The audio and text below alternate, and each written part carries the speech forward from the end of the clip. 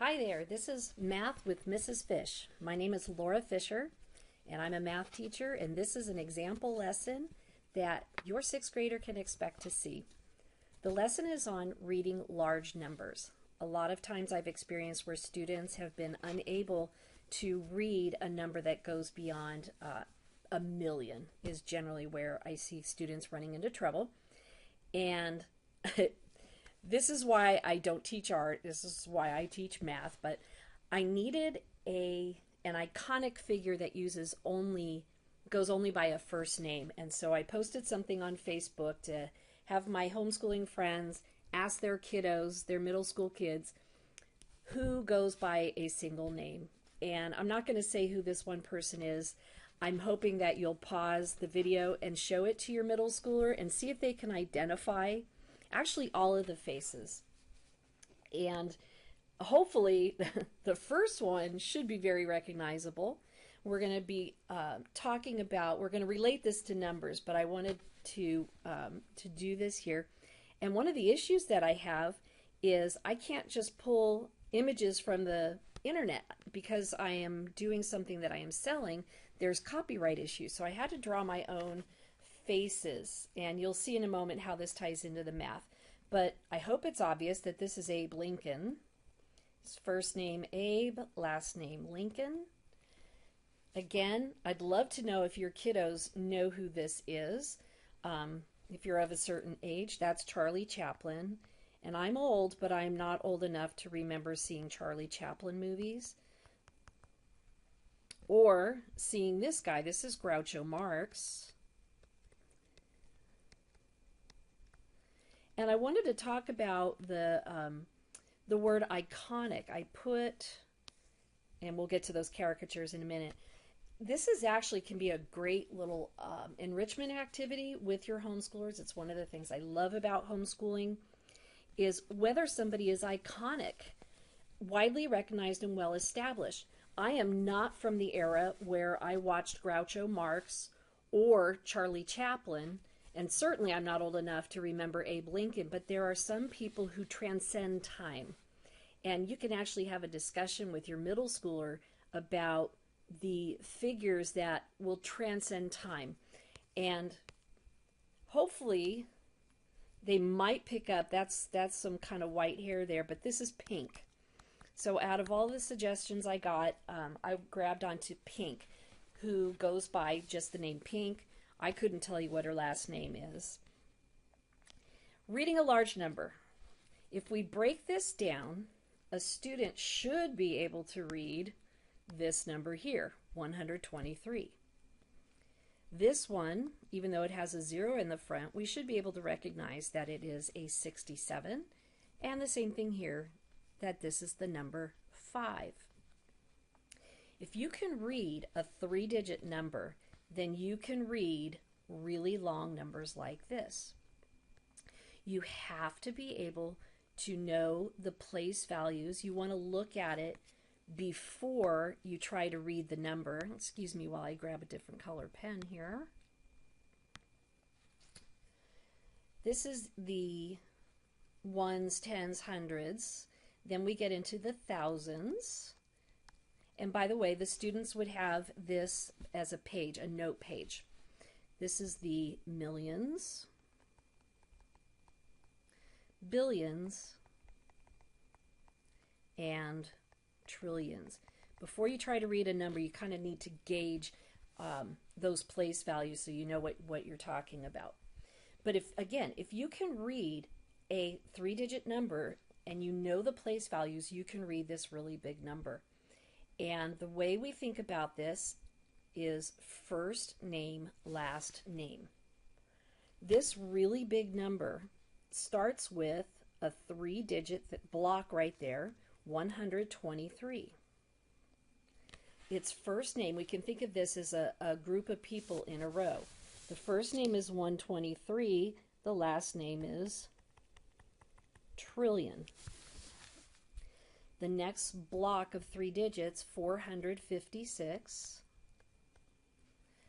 That's the first name of the person, and the last name is billion. And that sound you hear is me turning my computer so I can write sideways. The next one, 789 million.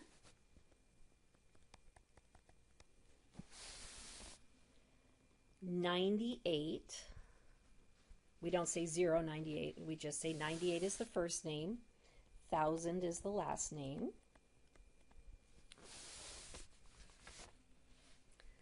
7.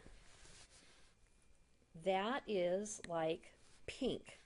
Goes only by, where's a nice pink pen? Here's a pink. Okay. I think that's a highlighter. Okay. That's pink. Goes only by the first name. So to read the entire number, it's 123 trillion, 456 billion, 789 million, 98,007. Notice I did not say the word and. Red is wrong. Every time I use red in my lessons, it's because I'm showing a common mistake that people make. So do not say and I would encourage students, actually I have it on the previous page, where the materials that are needed for this lesson, students would want to have a red pen so that they can make notes on the common mistakes. So do not say 98 and 7. If we're talking about the year 2018, we wouldn't say 2018. And in math means a decimal, and that's in a different lesson. So getting back to the lesson, when students are doing their assignment, they have to be able to read the number. And then in Saxon, which is the curriculum I use with my kids, I absolutely love Saxon, but Saxon would have you writing out the entire thing in words. And I'm not about making students annoyed. I find that was, something that was just very tedious and time consuming. So I've developed a shorthand so that when a student goes to read this, they can also write it in the shorthand. So the number was 123 TR for trillion, and we put a comma in just like there's a comma in the number.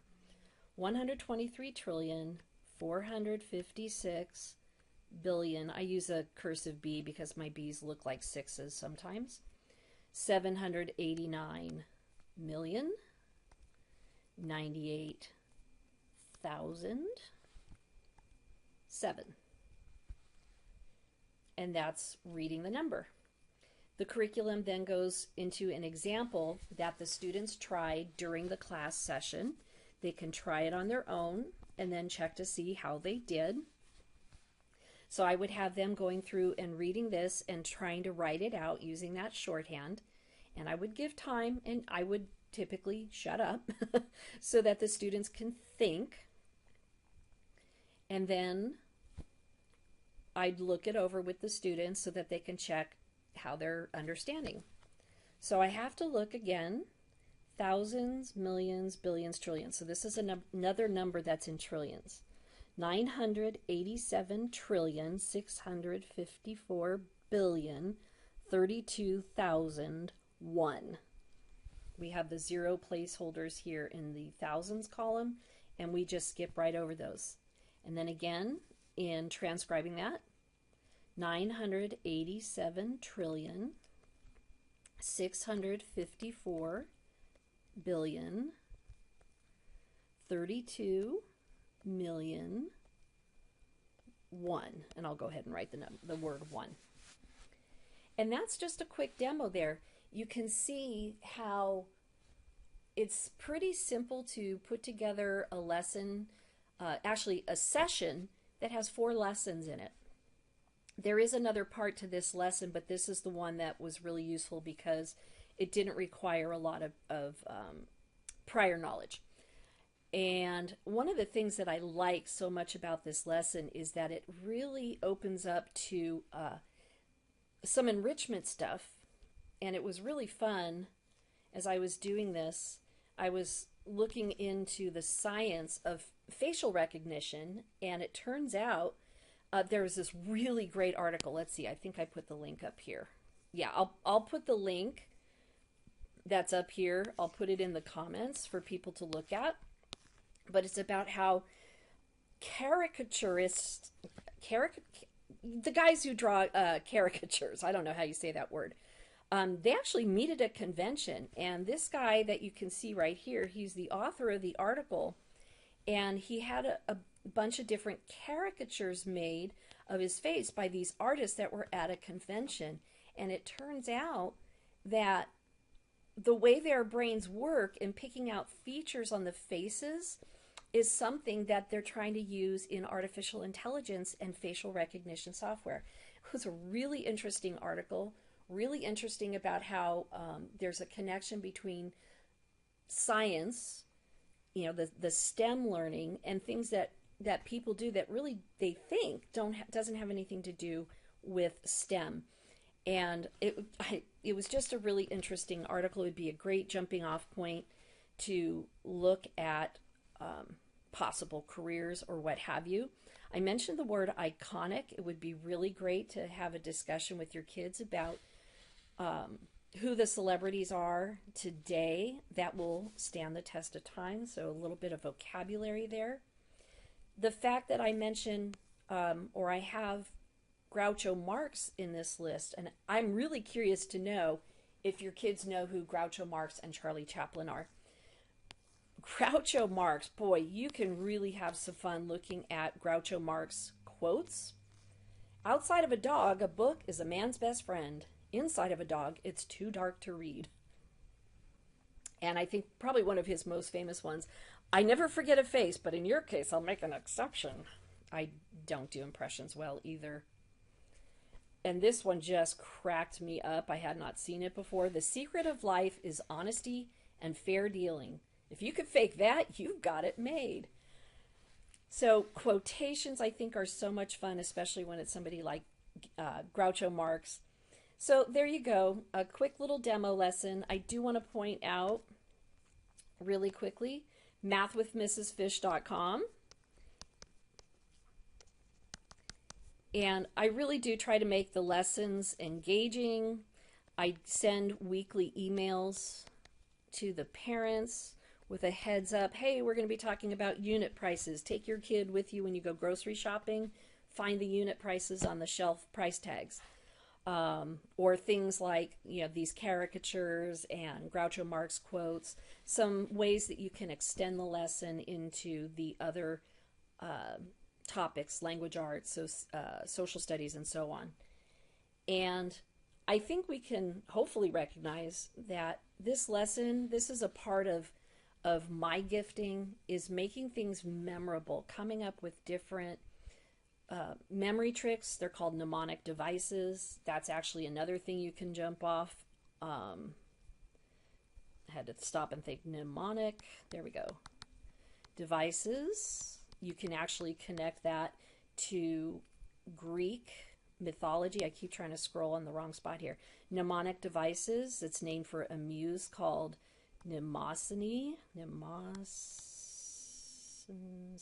I think that's it. Sorry. She was one of the muses. There's the word I was trying to find. She's one of the muses in Greek mythology, the muse of memory. And so that's where we get the words, the word mnemonic. Mnemonic device is a memory trick. And I think that's one of the things that I offer that you don't see in a whole lot of other places. I'm an information junkie. I've been on Jeopardy because I am an information junkie. And that usually intrigues kids, and I really try to encourage young people to be curious, look stuff up. So that's it. Thank you for those of you who helped me out with the shout out about single named celebrities. Hope to see you on mathwithmrsfish.com.